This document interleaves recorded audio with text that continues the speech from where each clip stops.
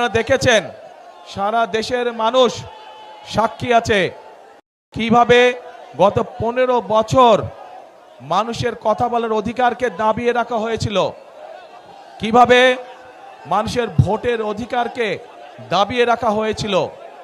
প্রিয় ভাই বোনেরা, 2024 সালের 5ই আগস্ট ছাত্র জনতার আন্দোলনের মুখে সেই স্বৈরাচার পালিয়ে যেতে বাধ্য হয়। আজ একটি পরিবর্তনের সময় এসেছে। আজকেই সবার মধ্যে দাঁড়িয়ে আমি হয়তো আপনাদের সামনে আমাদের অন্য রাজনৈতিক প্রতিপক্ষ যারা আছে সেই প্রতিপক্ষদের সম্পর্কে হয়তো অনেক কথা বলতে পারতাম, কিন্তু সেই প্রতিপক্ষদের সম্পর্কে যদি আমি কথা বলি তাতে জনগণের কি কোনো লাভ হবে? জনগণের কোনো লাভ হবে না।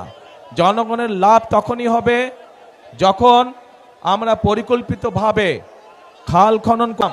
এই পরিকল্পনাগুলো হচ্ছে ধানের শীষের পরিকল্পনা।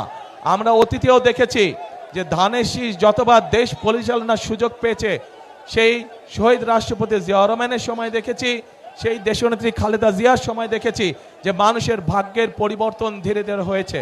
কাজেই ইনশাআল্লাহ আগামীতে আপনারা আবার ধানের শীষকে নির্বাচিত করলে, ধানের শীষ সরকার গঠনে সক্ষম হলে আল্লাহর রহমতে আমরা আবার খালেদা জিয়ার রেখে যাওয়া কাজগুলো আমরা আবার চালু করব।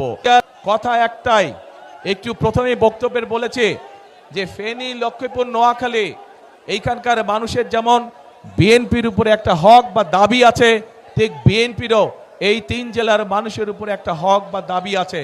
কি সেই দাবি? ধানের শীষকে নির্বাচিত করা। কারণ এটা খালেদা জিয়ার এলাকা, খালেদা জিয়া এই এলাকার সন্তান, খালেদা জিয়া এই এলাকার মেয়ে। স্বাভাবিকভাবেই ধানের শীষ নির্বাচিত হলে খালেদা জিয়ার সম্মান বৃদ্ধি পাবে।